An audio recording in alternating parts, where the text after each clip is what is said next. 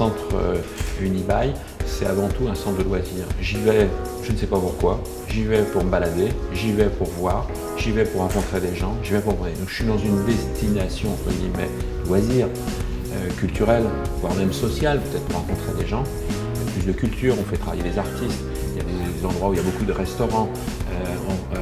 D'abord, il y a une qualité même d'architecture, une volumétrie, des extérieurs, on peut aller déjeuner dehors et tout, etc. Donc les centres commerciaux ont complètement changé. Et je dirais, il reste encore des centres commerciaux utiles, c'est la galerie commerciale de l'hypermarché. Mais il y a une autre forme de centres commerciaux qui existe depuis une quinzaine d'années à peu près. L'élément fort de ça, c'est à la limite Carrousel de Louvre, parce que c'est un centre commercial. Où c'est Westfield à Londres. Donc le centre commercial, il est tout autre chose que le mot centre et commercial.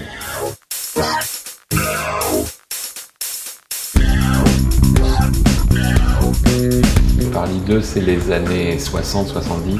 C'est une époque où il y avait une qualité d'architecture en France, une qualité de grands projets. C'est l'époque de Orly West, c'est l'époque de Maison de la Radio, c'est l'époque du France.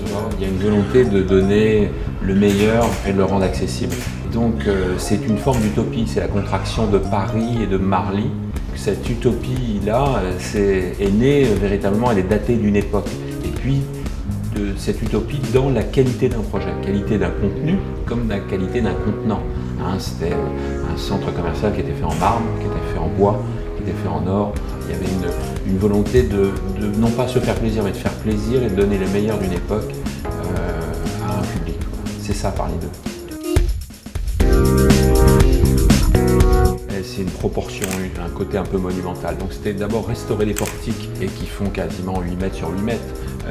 La noblesse du bois, donc du palissandre, feuilles d'or entre les poteaux et puis un éclairage dessus et puis toute la nef qui est faite d'éléments comme un peu une robe de Paco Rabanne.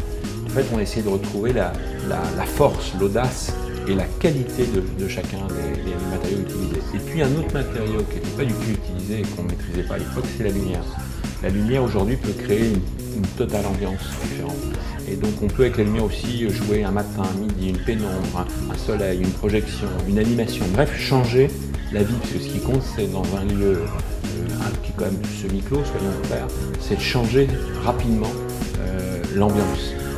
Et là, pour le coup, on a fait des jeux de lumière extrêmement forts, en sous-face, sur les allées, qui sont calculés avec des artistes. Il y a la musique pour certains, il y a avec l'eau, il y a des moments, etc., qui permet au lieu d'être en mouvement et de garder un aspect un peu naturel, comme si, de manière décontractée, tout seul, le lieu avec le vent se changeait. Donc la lumière est un matériau à part entière.